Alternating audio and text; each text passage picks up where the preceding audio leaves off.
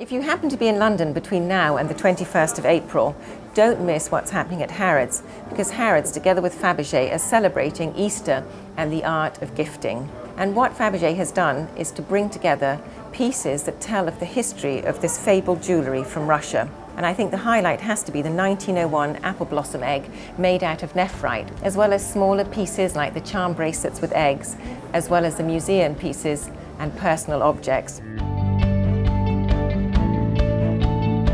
We spoke to Professor Dr. Rainer Vollkommer from the Liechtenstein Museum about the significance of this nephrite egg and its history. Which was done in 1901 and showing the only time that Fabergé used an Asiatic theme, the apple blossom. How many of these eggs survived? Of the series only 7, but we don't know where they are. We know only that one is, for example, in the collection of Queen Elizabeth. Miroslava Duma, the Russian socialite and founder of Bureau 24/7, also told us how she felt about looking at a part of her history, the imperial eggs. Miroslava, is this the first time you've seen the 1901 egg? Yes, it is the first time I saw it, and it looks amazing. I'm in love.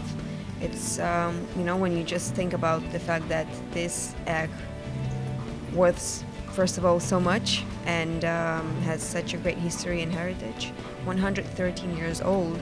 And you can see the work, it's amazing, really. It's still as fresh as the day it was made, isn't it? Yeah, they know this just, you can understand that the quality that was invested in this artwork, it's a real investment, that can just live for hundreds of years and, come even better with quality, and it's great. We also caught up with Managing Director and Creative Director Katharina Flohr, who tells us how she faced the challenge of bringing alive the art and the style of Fabergé in contemporary jewellery. We have here for the very first time all the Fabergé Frederick Xavi pieces under one roof. We have a magnificent bracelet here which features a myriad of coloured diamonds, and it's based on Monet's water lilies. Pieces from Les Fabuleuses, which was our very first launch collection in 2009. So they are Les Fleurs, Les Fables and Les Fauves de Fabergé. Then you go through the various fine pieces that are jewellery and desktop items, personal possessions, the cigarette cases, through to the very first launch collection, right through to the egg bar, and end up with the digital installation where you can walk away with your very own Fabergé piece and be the princess or the Tsarina for the day. I was lucky enough to catch up with Susie Lau, also known as Susie Bubble, the famous fashion blogger, who tells us how she thinks high jewellery fits in with the ever-changing world of fashion. Fine jewellery represents something that's very classic and permanent and not as fleeting and whimsical as fashion is, and fashion is always changing, and it's always it's so trend based that in a way fine jewellery is like an antidote to that. I've just tried on the emotion ring by Fabergé. It's definitely something to aim for. I do love that ring.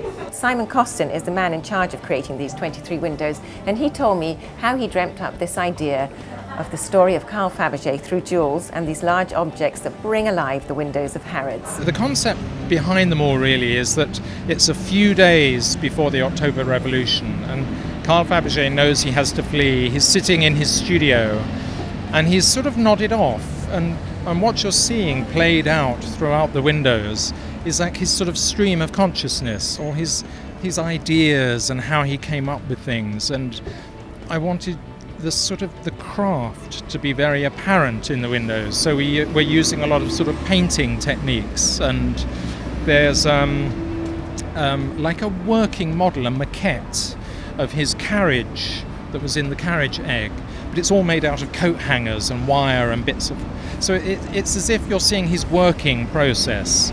Sarah Fabergé of the Fabergé family was also here, and she tells us about the history of her family and how it relates to what we're seeing at Harrods today. We believe he was the first person to call himself an artist jeweller. So he used the stones to create almost painterly jewellery. And that's what you'll see today, certainly in the Frederick Xavier pieces that we're sitting amongst now, but also we take that ethos forward in the pieces for example, the pieces I'm wearing now. It's the way the stones are set, the way they work together.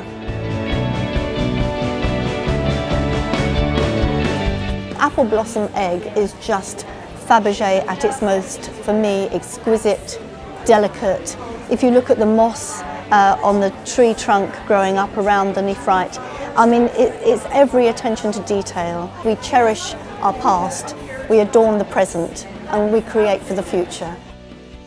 What Fabergé and Harrods have achieved here is to bring alive the history of this famous jewellery house, and also you can buy a piece. So I think it's much better than going to a museum.